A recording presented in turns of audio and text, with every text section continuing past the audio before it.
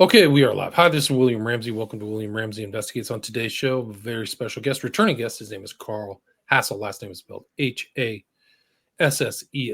Today, we're going to talk about the strange world of Frank Zappa, somebody I don't know as well as Carl does. Carl knows a lot. I'm trying to talk in the pre-show and get these slides together, but this will not be Carl saying this is our fourth show. We did two shows on the Grateful Dead. The title of that one was The Grateful Dead: Counterculture, New Age Deception. And then we did another one, The Strange Tale of Spies, Lies, and the Peyote Way Church of God. So we did those. Those would be three. And then this will be our fourth show. So I'm delighted to have him back. And we're going to, like I said, show some slides and hopefully get some links if I can do a good job on popping these links up. So, Carl, welcome back to the show. Thank you. Thank you. It's fun to be here. Yeah. It's great to talk with you. People may not have heard our earlier show. You have had a very interesting life. A lot of connections, Dead, Peyote Way Church. Maybe you can talk about your background, your interest in Zappa, and then we can go from there. Okay. Can I do the intro? Please do. Okay. Today I'm going to share a fresh look at Frank and Gail Zappa. As a former fan, I now see him as a tool of social engineering and predictive programming. He has a large catalog spanning rock and roll, jazz, doo-wop, avant-garde, orchestral, and opera. I've put together some compelling things for us to mull over, and I will post more information and links on my X page. Great. So we will put a link to your X/Twitter account. So people, if we don't get everything up or go through all your slides, you sent me like 50 links. So there's a lot of information you have. But where would you like to start? Okay, well, I was first exposed to Frank Zappa in roughly 8th grade. A buddy and I were going through his older brother's albums, and the first exposure to Frank was that record, the Sgt. Pepper Mirror album, that parody, and it completely ripped my mind apart. It blew my mind, and I was a lifelong fan. I saw the band only 4 times from 1973 to 1988. I met a few of the guys on the 88 tour, and there's a lot of information that's wrong that's being circulated online, and I notice nobody really shows any links for their assertions.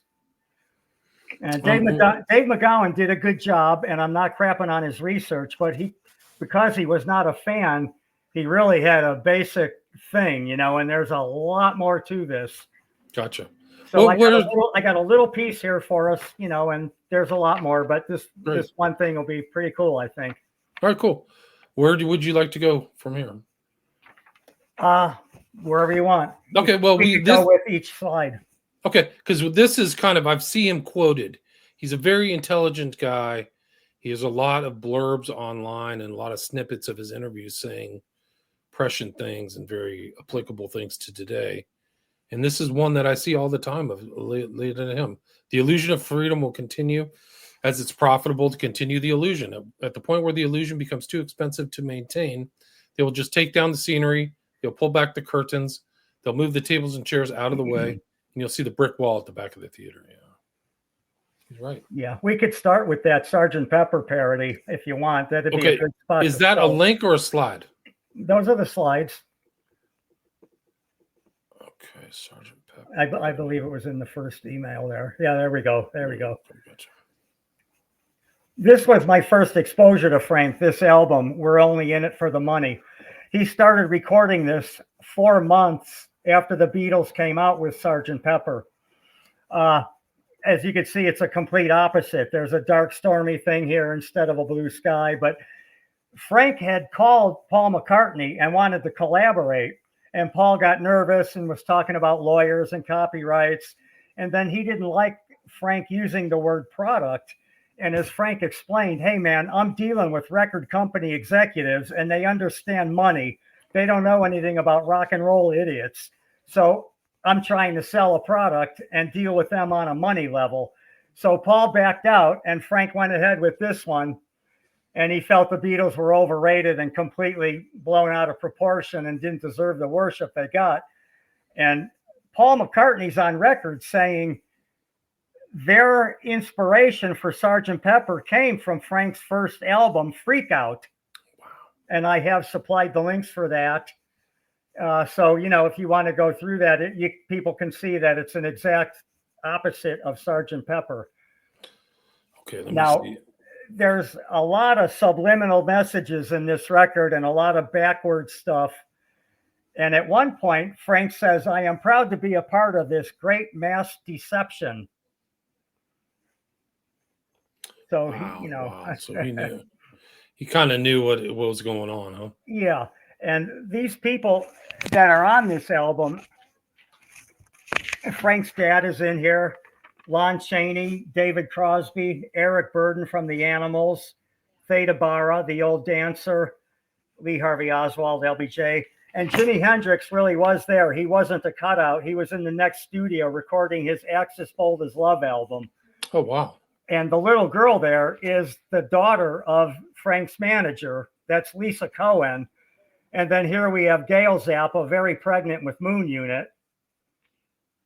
And this guy right here, the black man, is Tom Wilson. He was an executive and an engineer at MGM. And as you can see, he's doing a hidden hand symbol. Right. And what's weird is the sweater is not his. That sweater belongs to the drummer, Jimmy Carl Black, the Indian of the group, as he's known.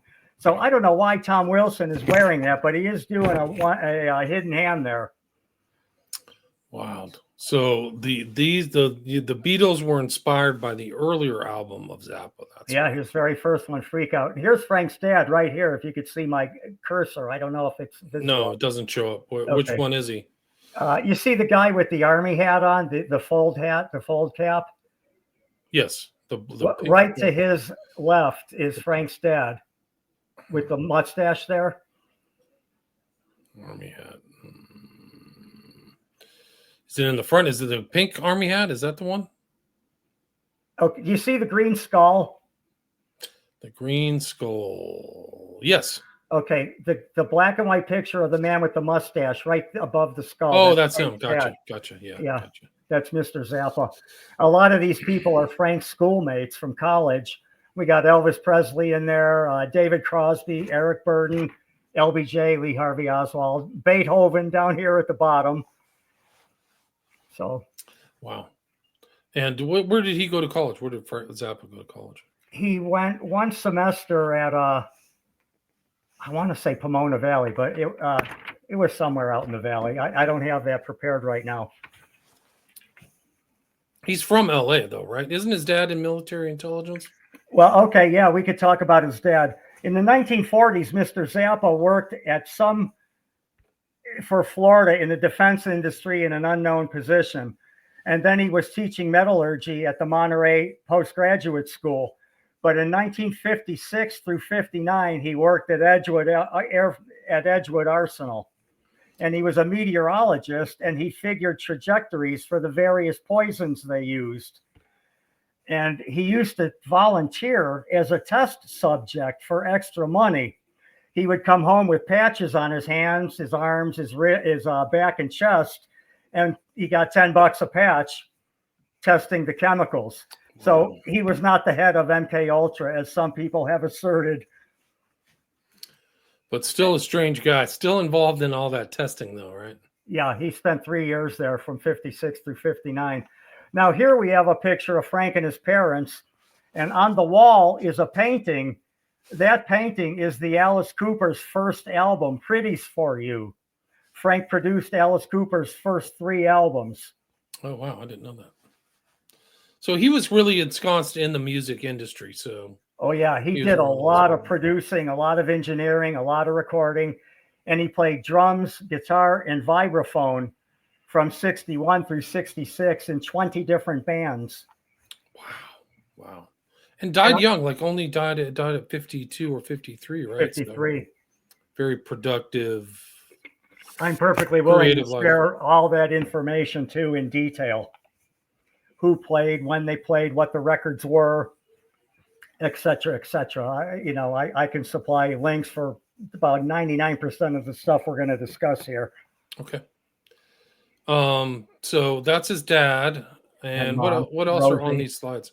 I mean, he's making this kind of one-eyed things. These are all like the famous, I had 4 more one-eyed pictures, but I didn't want to be redundant. I think people will get the idea.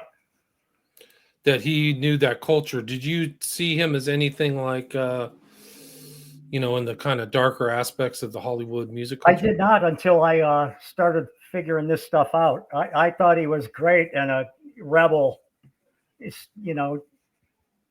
I thought he was my hero besides the Grateful Dead. Interesting. And a cross-dresser. He liked to wear women's clothing, or at least be photographed with it, right? Yeah. He's doing the okay sign there. Now, if you want to go back one thing here, go back one slide. This is the Manson family. For a short time, they lived in the caves that were part of the log cabin property. Those caves were man-made and they stretched out through several properties. But for a very short time, some of the family lived in the caves. Wow. Nobody lived at the log cabin that was part of the Manson family. And where was the log cabin? Was that in Laurel Canyon, or where's that? Yeah, that was at the top of the hill there, Lookout Mountain, near the Lookout Mountain. Right. I don't want to confuse that. The infamous Laurel Canyon. And Frank was only at the log cabin 4 months in 1968, and they got out of there. The place was dilapidated and falling apart, but it got too crazy. Everybody in the world was coming to visit him, and he used to hold auditions there. And if you go back through interviews with Gail Zappa, she said they moved because anyone who was not on drugs could see where this creepy scene was headed. So they got the hell out of there and moved down the Woodrow Wilson Drive, where he spent the last 25 years of his life. Interesting.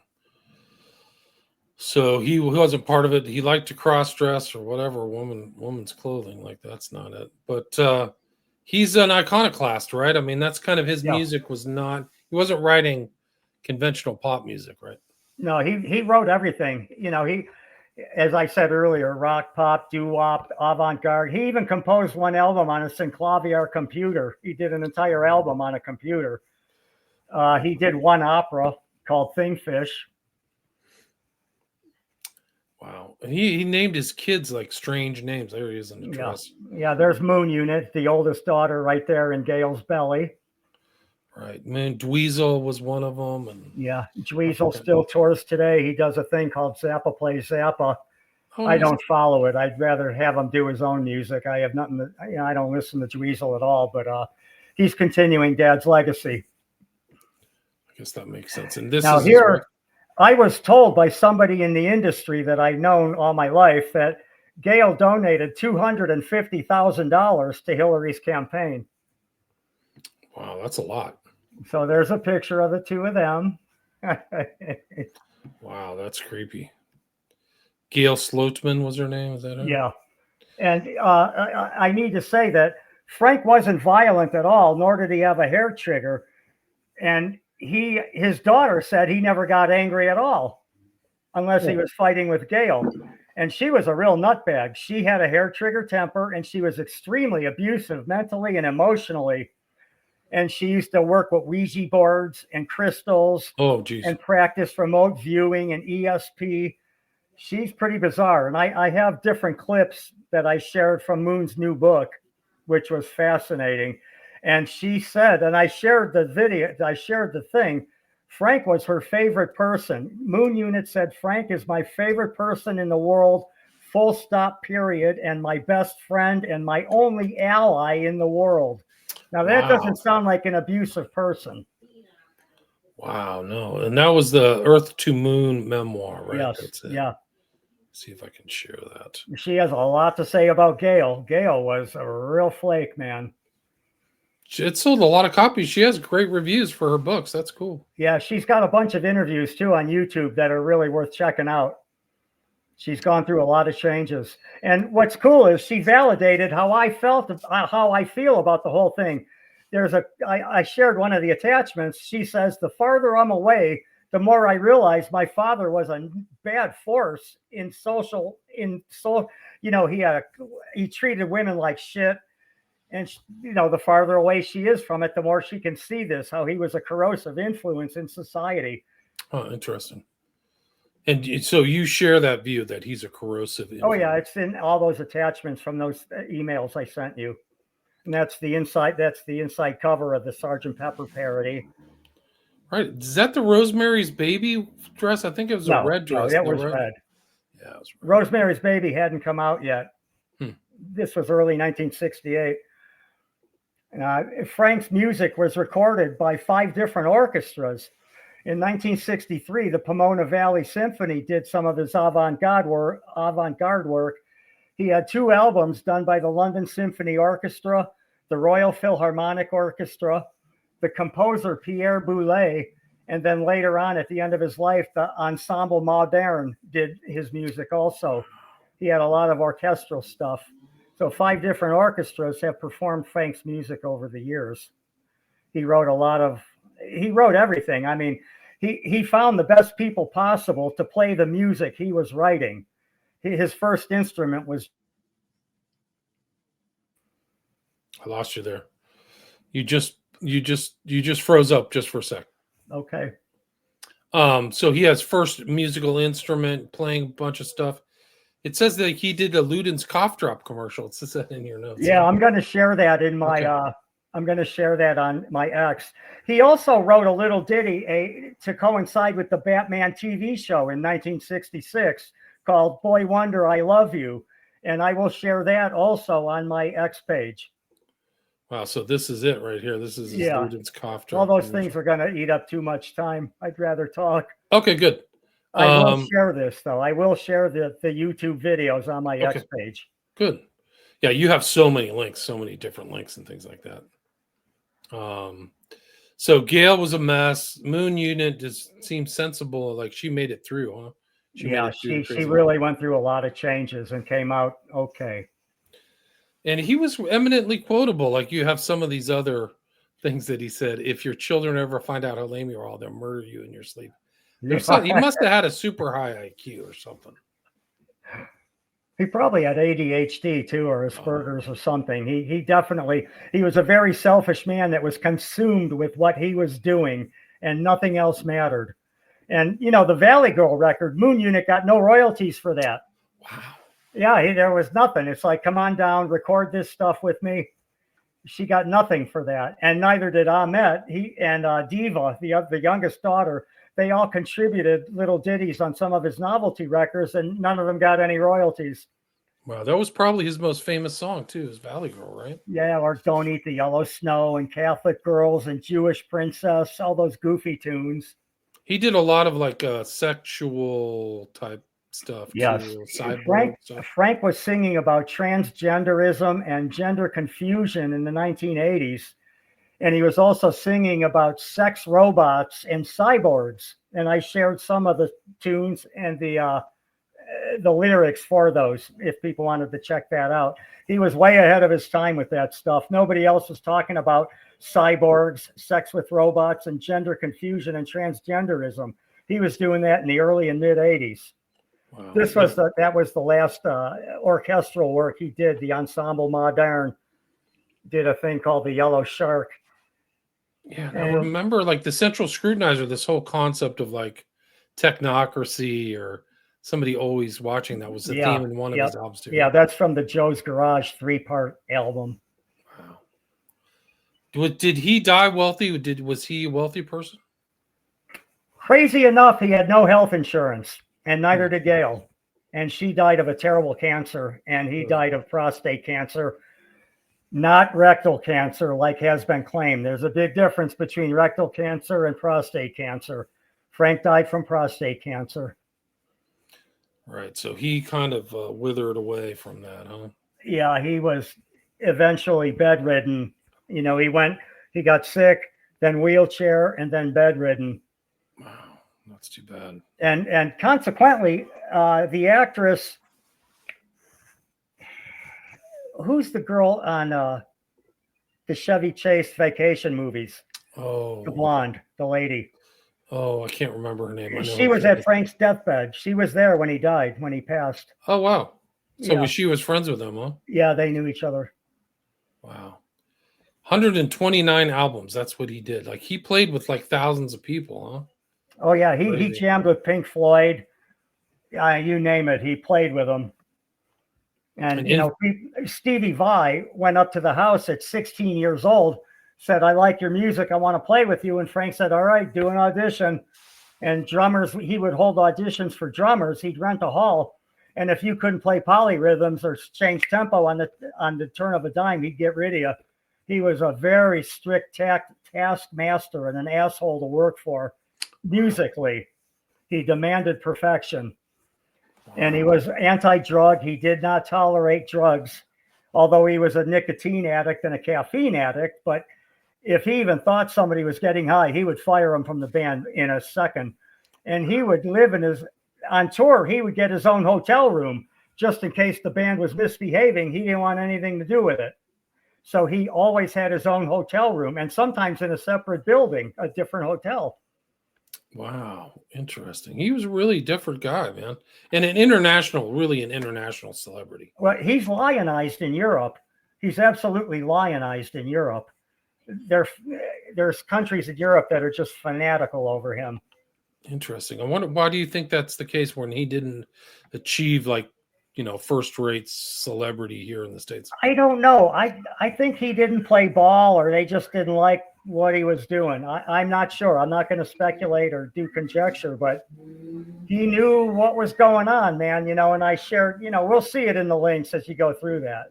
I don't want to get ahead of myself. We can discuss. Well, I'm kind of bouncing around. I'm not doing you any favors, but he influenced everybody, right? Absolutely. Just the most influential musician. May not have reached, peak celebrity status or music fame, but all their musicians really respected him. Would you agree with that? Yes, I would. And it's common knowledge. If he made a deal with Zappa, a handshake was good enough. He had that kind of integrity business-wise. He was good friends with Jimi Hendrix. They visited often. Oh, interesting. That's cool. Both early deaths, huh? What else is there to know about Zappa?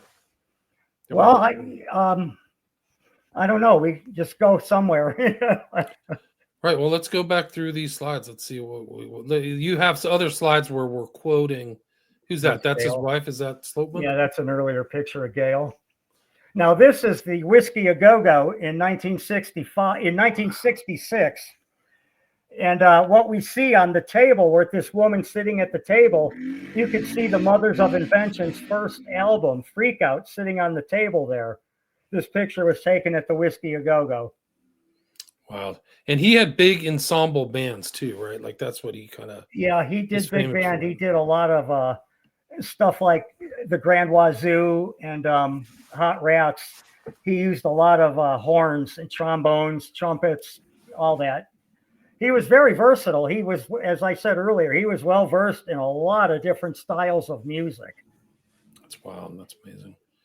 What's this slide? This is Bobby Beausoleil, the Cupid, talking about how he knew Frank. Now, he never lived at the log cabin, as has been asserted in the past. Beausoleil did audition for Frank. He did not make the cut, and he does supply vocals on the Freak Out album. Gotcha. That's the extent of his relationship with Frank. Gotcha. But it is there. That is remarkable. Beausoleil is a known musician.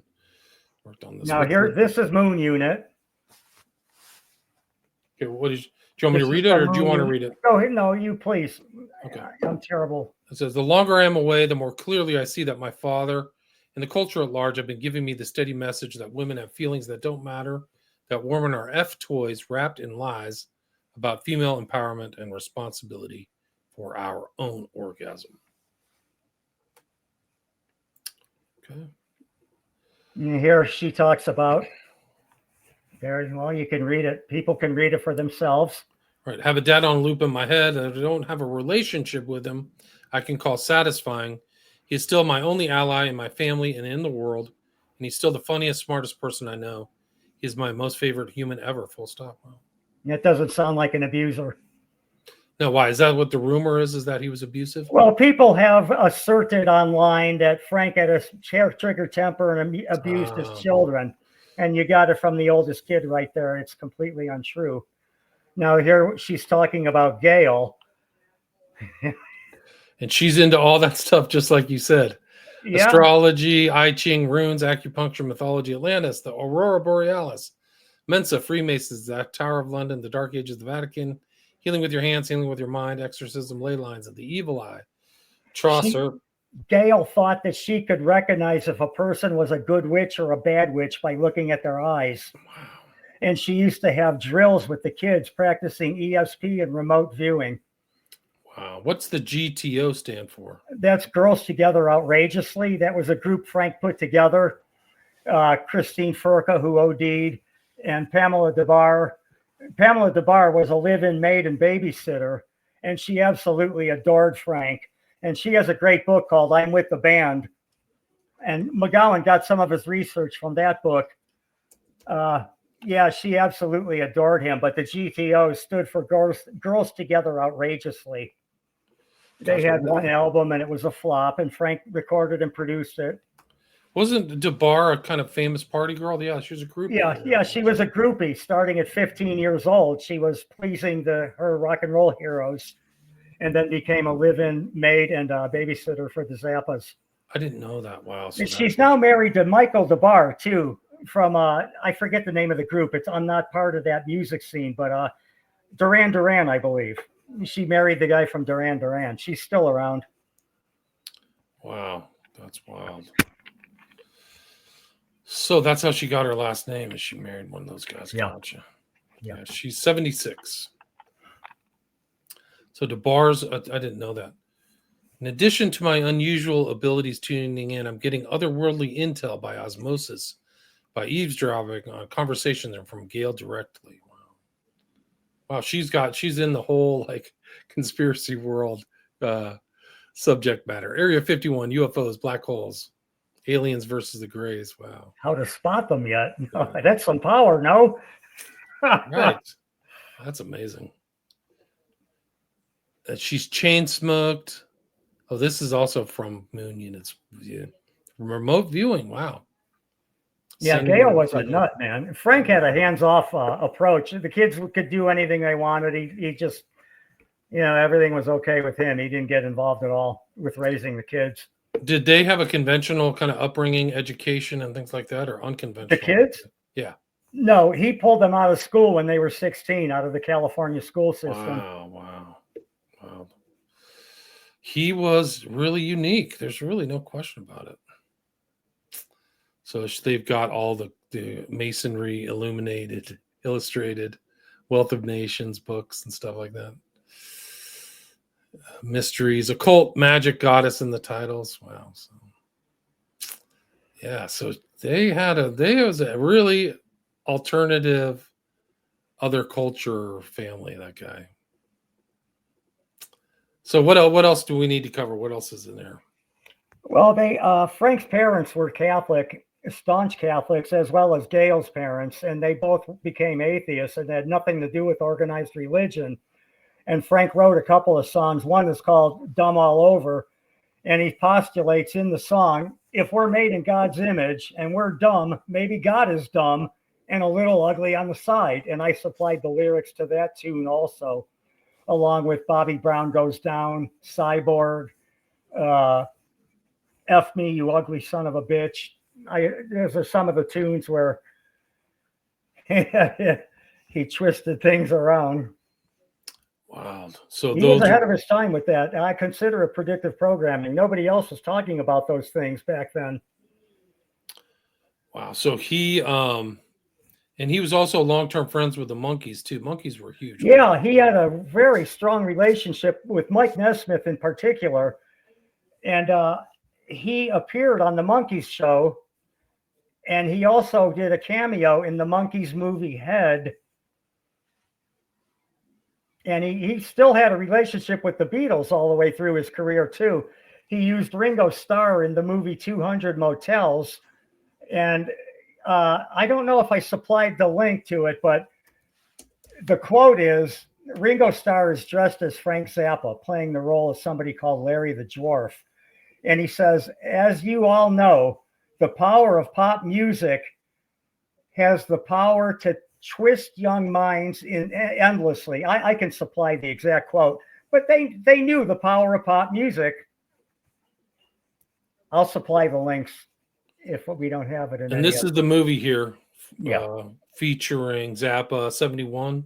Yeah, I think it and is. Theodore Bickel, the classic actor, is in this movie also. He plays the devil.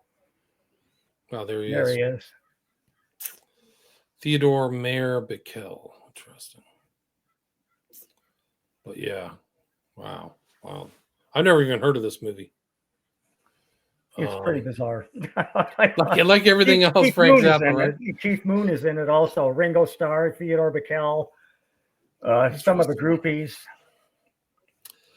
That is interesting that this guy had this psychedelic kind of trippy music and culture without doing drugs, right? Like that's Yes, and to expand on your point, the early mothers of inventions, jams and segues, are almost indistinguishable from Grateful Dead jams and segues in those early days.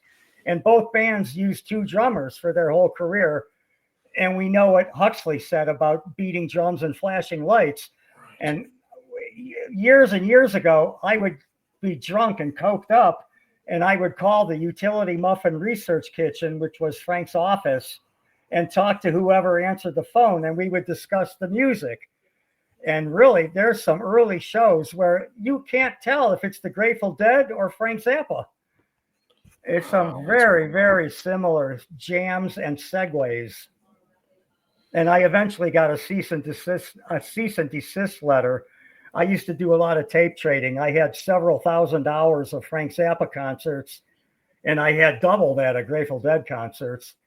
And I eventually chopped everything up with a fire axe, including my stereo, and threw it out on the lawn. Wow. I had enough of the whole scene. Wow, that's amazing. The Zappa Family Trust sold the entire catalog to Universal Music in 2022. Did you hear that? Yeah. How much? Do you know how much they sold it for? I thought it was 40 million in cash. 40 million or 44 million. And Dweezil and Ahmet got all the control and completely cut Moon Unit out. And to this day, they don't talk with her. None of the three kids talk to Moon Unit. She really got dicked pretty bad. And that was all Gail. That was Gail's doing.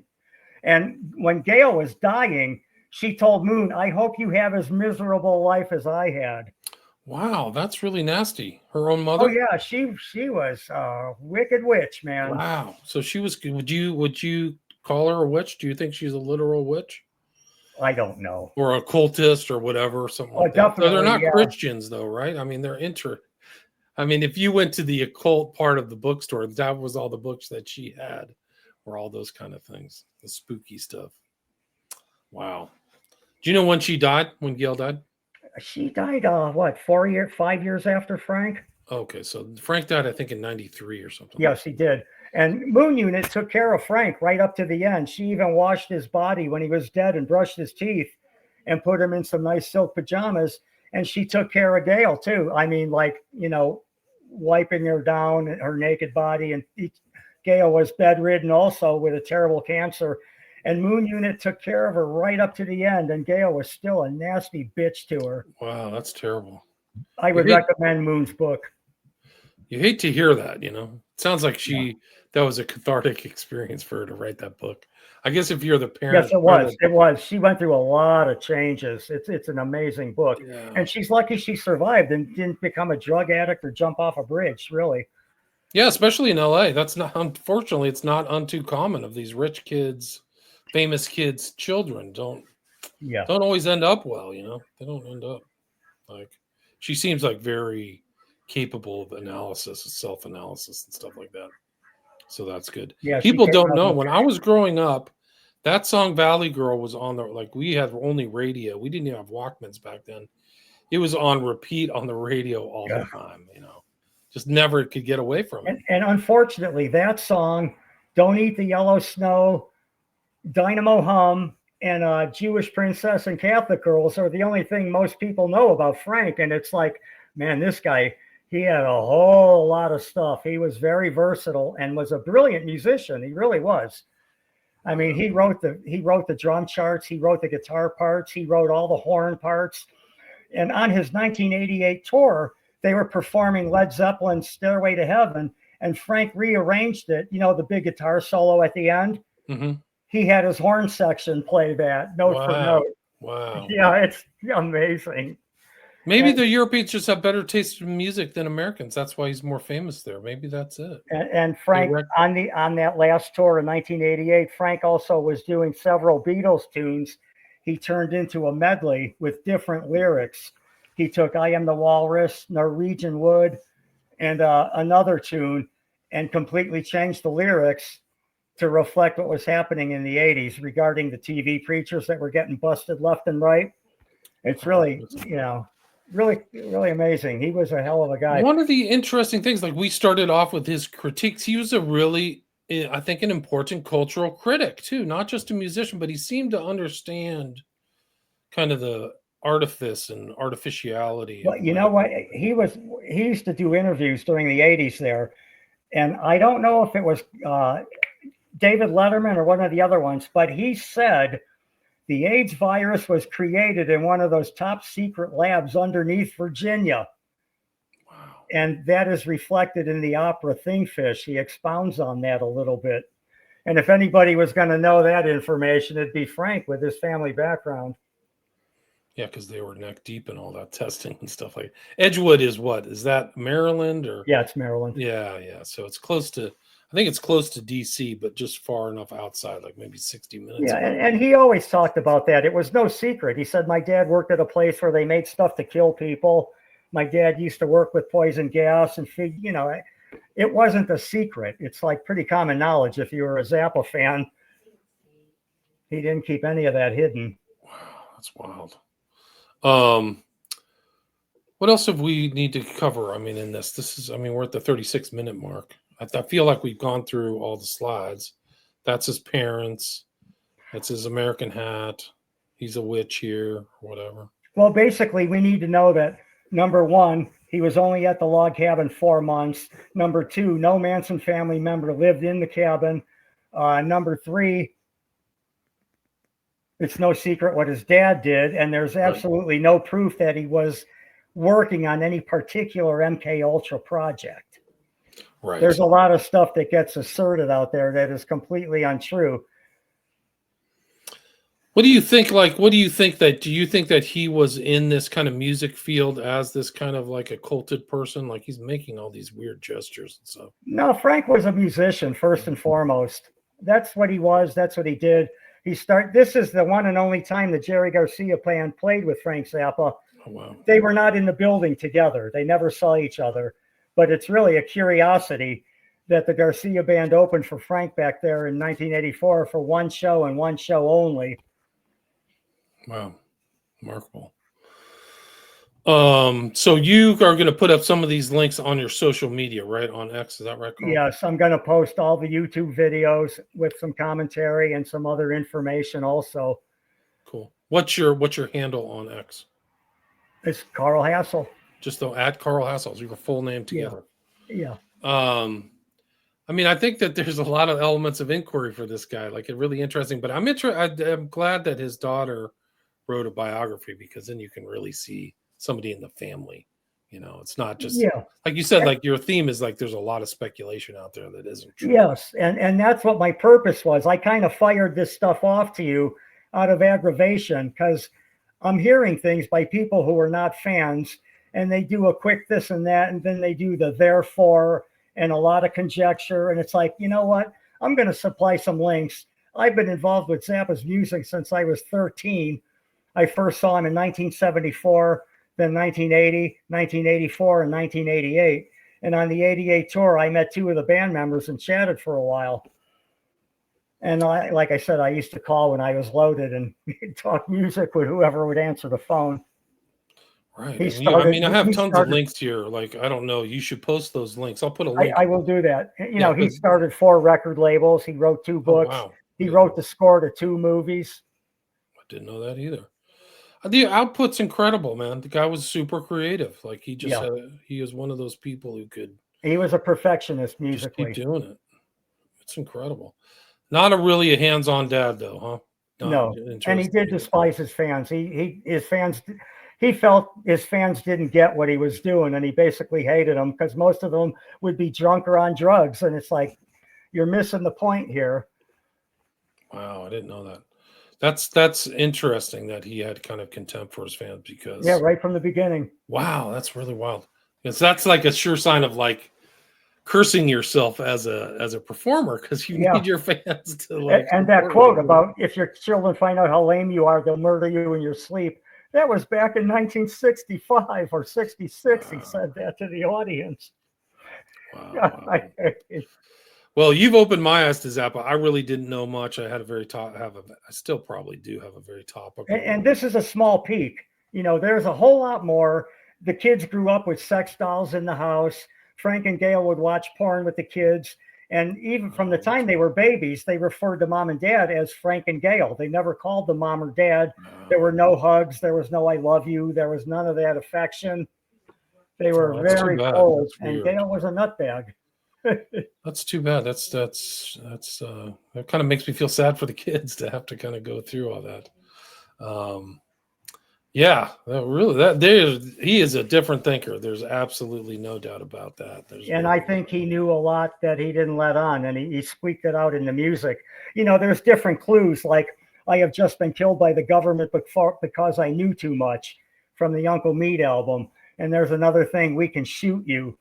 And then on Freak Out, there's a musical piece called The Ritual Dance of the Child Killer. Wow, now, that is an instrumental in the middle of another movement. It's a movement in a whole piece of music. It's not a lyrical thing, but it's an interesting title to say the least. The Ritual Dance of the Child Killer. Child Killer. Wow, that's crazy. Well, I didn't really promote this. I was super busy today, but we had 300 listeners show up. So thanks to everybody for listening to Carl and I talk about Frank Zappa. I learned a lot, saw a lot of stuff. I didn't know some of this other stuff. And I will post everything on X, including the YouTube videos. Cool. I will put a link to your X, and people can check out our early ones. We did 2 shows on the Grateful Dead and the Church of the Peyote Way. So kind of a look into the counterculture that existed, still exists, really. The counterculture became the culture, I guess, is one way to put it. But Frank was definitely a social engineer. Do you think he was doing it intentionally or unintentionally? Oh yeah, I think nowadays, the way I think now, I'm sure it was intentional. I would say. I mean, I'm not going to definitively say Frank knew this, but it sure looks that way with the compelling evidence that he knew. As a former fan, I was a rabid, foaming at the mouth Zappa head, man. That's intense because that's a lot. That's a big catalog you got to keep track of because he's putting out music all the time. Like, wow. And I do welcome any questions. Anybody wants to challenge, whatever. I will supply links for everything that you weren't able to do. And I know I sent you an awful lot of stuff. Yeah, I wanted you to be secure in the knowledge that I know what I'm talking about and I could back it up. Well, you backed it up on the Church of the Peyote Way and the Grateful Dead, so you're keeping in alignment with our purpose. I've got a lot of experience, man. I'm an old dude that survived, and I've been in a lot of different circles, so to speak. Yeah, that's cool, man. That's cool. So I will put a link to Carl Hassell. Is there anything you'd like to add? Anything I missed before we wrap it up? No. You know, you're okay with me posting the links in the YouTube? 100%. Yeah, okay. Absolutely. I could probably just cut and paste these show notes into my show notes if you wanted, but I'd rather have them go to your social media and find it, and then they can kind of interact. It'll be a long thread. I will be putting it together. Yeah. Go ahead and do that.